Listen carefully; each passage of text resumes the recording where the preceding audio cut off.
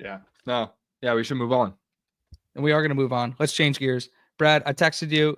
I said, let's get bold. Let's get spicy. Oh, okay. Oh, wait, where'd you want it? Where'd you want it? No. You're driving the boat.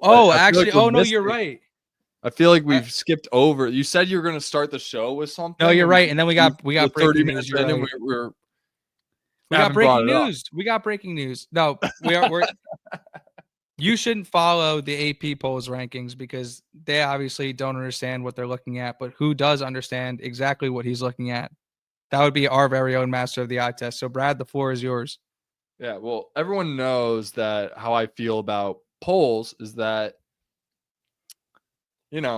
I think we should start with the postseason of last year rankings and just put that as your preseason rankings. Week 0, week 1, those are the rankings, right? Whatever you finished last year, that's where you're at, and it's just up to you to prove it, right? I think that's the best way to go about it. No bias, it eliminates the most amount of bias, right?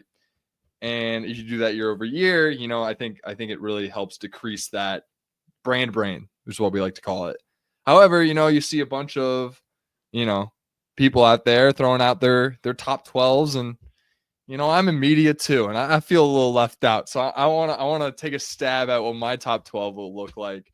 Then Let's go. Bear Brad. in mind, I made this list about 2 months ago. Like I saw the field pretty well, and my opinions have not really changed all that much, to be honest, about kind of where I'm at. I do have some question marks, and I made a list all the way down to 17. So if I look at this a little closer, I don't really think I'll move anyone from 13 to 17 into my top 12. I'm going to stick with it. I came out with this I'm publishing it now, but I wrote this list back in June. So I need that to be brought into mind. Right. Well, no, if you're dropping it now, like since then. Well, you're saying you wouldn't change your top 12. So just read your top 12. Like it's. Yeah. Well, I was kind of trying to build like anticipation and things like that. There's also a bunch of other teams just like written down that I just like this year and could make some noise. I think if you're written down on this list, I think you can make the college football playoff this year. And there's about, 8 teams in the SEC. There's about 9 teams in the Big Ten. I had about 7 teams in the Big 12 and about 4 teams in the ACC, because I really don't see it really getting really past Clemson this year, which is why they're my number 2 this year overall. I think there's a good chance they go undefeated. They're loaded on defense, as they always are. They bring back a lot on offense. It just feels really good to be a Clemson Tiger fan. They were in a down year last year, still won the conference. It's inevitable. Death taxes Clemson winning the ACC. I got them at number 2, which brings me to number 1, Penn State. And a lot of people, I know this is Indiana pod, but on paper, it really doesn't get any better than Penn State. They bring back a guy who was a top 5 quarterback, top 10, arguably, in college football just last year. They bring him back. They bring back their top 2 leading rushers, which was considered the best running back in college football going into last year. And both those guys are still there. So that's a lot. They have one of the better O-lines in the country. I believe every positional ranking on Phil Steele, they are top 10, every single one. They bring back, I think, how many potential NFL guys did I highlight in their book this year? I think I probably highlighted about 11 to 12 guys on their starting lineup that I think are potential NFL players. They are loaded top to bottom. I know Indiana is also loaded, but this team is, I always talk about stacking days, stacking. This is what the culmination looks like, is what Penn State is at this year. When you stack years at a time, building a program, finding success, and just breaking down barriers on the recruiting trail, you're able to assemble a roster at some point that looks a lot like what Penn State's bringing in this year. And there's a lot to be excited if you're in State College, Pennsylvania this year. And that's going to be a really tough game for Indiana to go on the road and try to get a dub there.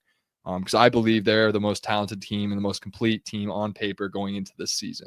Obviously, things can change. This is a sport, and maybe they didn't take the offseason as seriously as they should have, and they let up a little bit. But on paper, it's a big gap for me between Penn State and everyone else, just because how far they went last year and how many of those guys they brought back, which is basically everyone but Abdul Carter. So a lot to be excited about there. 3, I got Notre Dame. Yeah, hold on real quick. I do just want to make a Penn State point, is that if you go back 2 years ago, that Michigan team went to the playoff, lost in a heartbreaker. basically brought back everybody and was the best team in college football the entire year. Last year, Ohio State, same thing. Best team in college football on paper all year, win the title. I'm not saying this Penn State team is as good as last year's Ohio State team or even as good as that Michigan team that won the title, but that is the team that on paper is the best team in college football this year. I'm completely with you. And they get a lot of knocks. Like Colorado Krugel in the chat is bringing up a point where he's got to see it from the wide receiver room and quarterback. Well, they've addressed the wide receiver room and Aller. If they're and they had a decent pass game last year. Obviously, very Tyler Warren dependent, and he's gone. If they're able to even just mimic the production that they found, but maybe spread it out more to the receivers last year, they're going to be just fine. Because the running game is going to be better. The defense is going to be better. I mean, they bring back all their best players besides Abdul Carter on that defense. Like LaDuca's back. Who am I missing? Zaki Wheatley. Who's is Durant? DeLuca is his name. And Zane Durant has a lot of hype going into this year. I mean, there's a lot to be excited about. Their corners are very good. Their O-line might be the best in the country as well. So it's only going to help Aller find time to throw. And in terms of the receivers that they brought in, Ocean Township Zone, Trevor Pena, Township Zone. A lot of hype around him. And then Kyron Hudson, who is a LA guy. So I actually know Kyron Hudson's game pretty well. And let me just put it to you straight. He's a dog. There's a chance this guy could end up being top 10 in receiving in the Big Ten this year. He has that talent. Will he? I don't know. But he's that level of player to where if they're able to bring that out of him, Pena and Hudson could be as good of a duo in the Big Ten as any of them.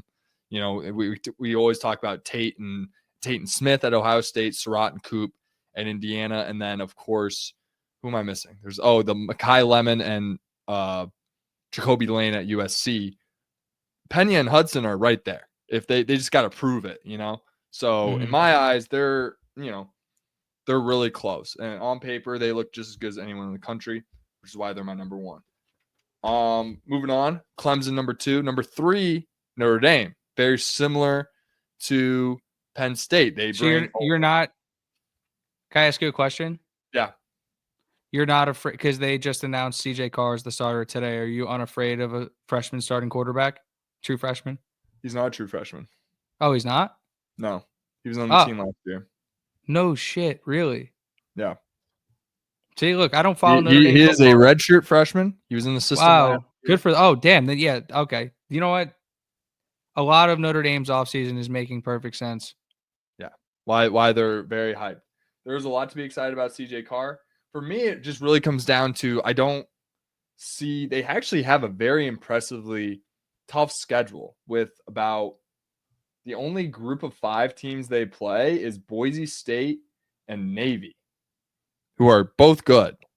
Their schedule is loaded. Everyone else they play 10 Power 4, but nothing too crazy. Like it's at Arkansas, it's Purdue, it's at Miami, Florida. I'll never take that team. I wrote down Miami for this list. I just can't take that team seriously ever. Every time. Can I sidebar you real quick? I don't know. Can I sidebar you real quick? There was a Big Ten Huddle podcast, wherever that account is, put out like odds to make a bowl game this year in the Big Ten. Indiana was like 97%. Purdue was the only one. I think it's single digits at like 1.8%. Insane. And really, the biggest thing for me is just the program, right? There's one of watching them go all the way to the championship game last year. It made me realize that it's really not like they can plug in anyone. They do bring back like all the receivers, and they're 2 good running backs to really support CJ Carr, which I think is going to really help them. They feel confident in their offensive line to let go of a Rocco Spindler and let go of a Pat Coogan. Which is still crazy to me. Which is crazy. So that group has to be good too. Like that. Like maybe if they're not, they got a lot of questions to answer. Yeah, like exactly. Right. And then that defense, Marcus Freeman's a defensive guy. I'm not going to worry about that side of the ball when it comes to Notre Dame. It's always going to be is the offense going to be where it needs to be? And does it worry you that they lost Golden to Cincinnati and but they did promote I think Mickens or whatever his name is from within. I don't remember his name, but he's got a lot of fans. Yeah, I think I think there is concern there, but the reason why they're at 3 is, like I said, I think the schedule, despite it being 10 Power 4, I think is very favorable. They get USC at home. They get Texas A&M at home. They get their toughest road game is at Miami, and that's a Hard Rock Stadium. Like, I don't. There's gonna be 15,000 it's just Miami not fans the same. there. That's it. They do go to Arkansas. That could be a potential trap game for them. Taylor Green's really good over there. But yeah, I see smooth sailing for these guys, and they have a chance to go 12-0 going into the playoff as well. 4 and 5, I got the usual suspects in the SEC. I got Texas, I got Georgia.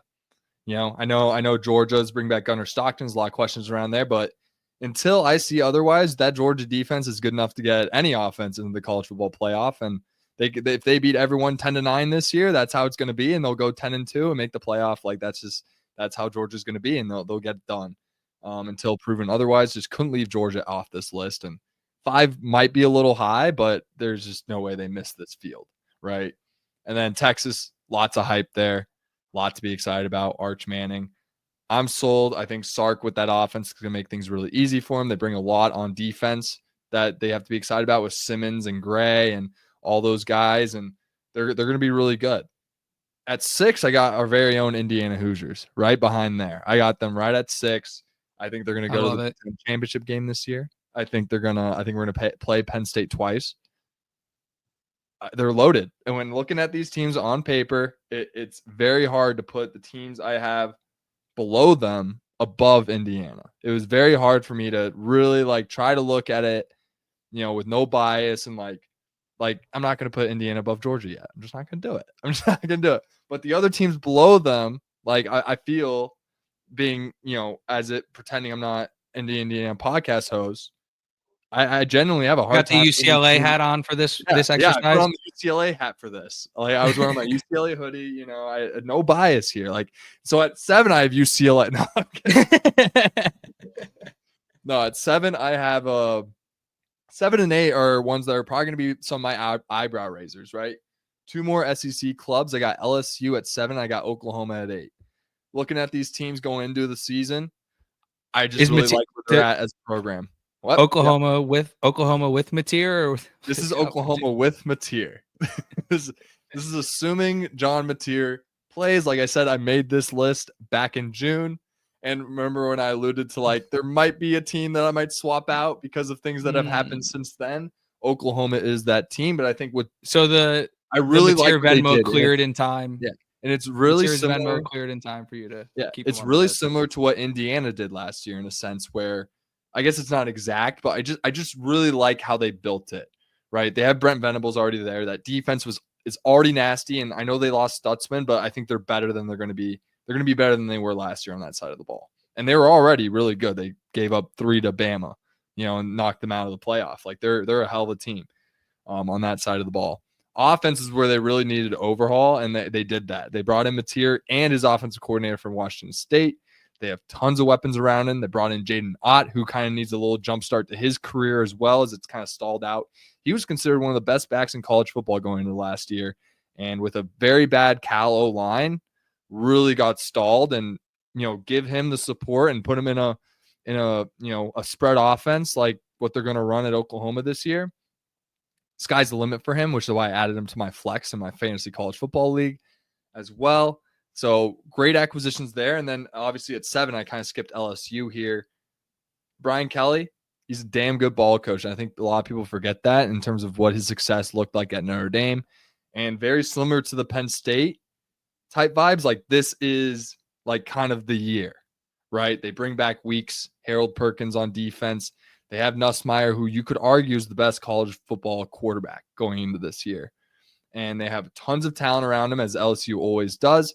Their biggest concern is replacing the 2 bookends on the offensive line. However, both those guys played as true freshmen last year. So that's not like they're coming in with very little experience. They were able to get snaps as true freshmen at LSU, which tells me they're very good football players, right? If they're able to crack that 2 deep right off the bat.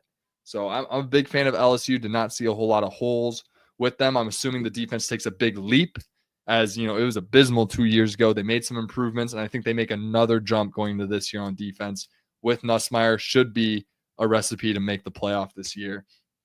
And then at 9, I got Ohio State because they're the defending champs. Even though I'm not sold on saying, what am I going to do? They beat us last year. It's the Georgia argument. You know what I mean? Yeah, it's like until the rest of that roster isn't filled with NFL guys, and they could just win a one-on-one matchup at pretty much every position on the field.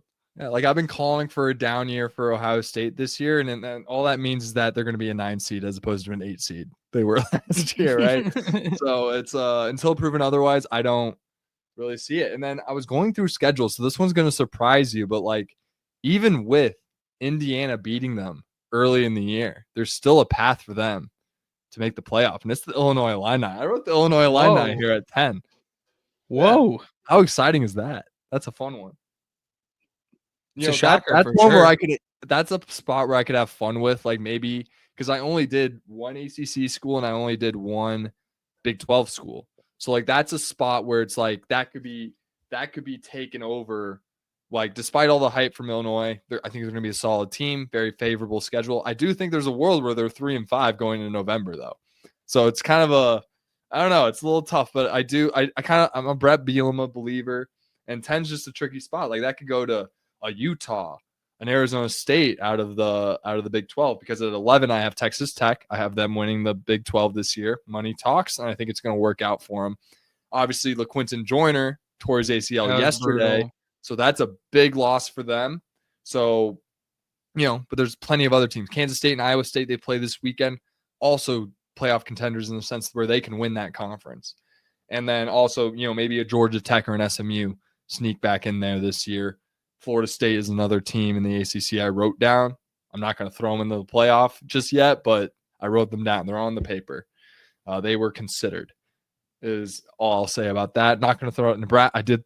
I did write down Nebraska. I did write down USC. Like it's a very deep list that I wrote. And so and you said basically half of both the Power 2 conferences. That probably makes sense. It's a good catch-all. Texas Tech at 11, Boise State at 12. I think Boise State. I think the Big 10 could make the playoff. I think the SEC can make the playoff. The ACC can make the playoff. Shut up.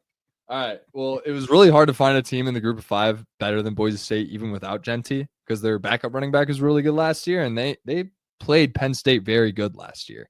If people actually watch the game and not just look at box scores, like they played them tough. It wasn't easy for Penn State to move the ball ever. They really had to grind it out and almost play like a perfect game to beat that Boise State team. And not that it was like all that close, but they had to play perfect to make it look pretty for Penn State.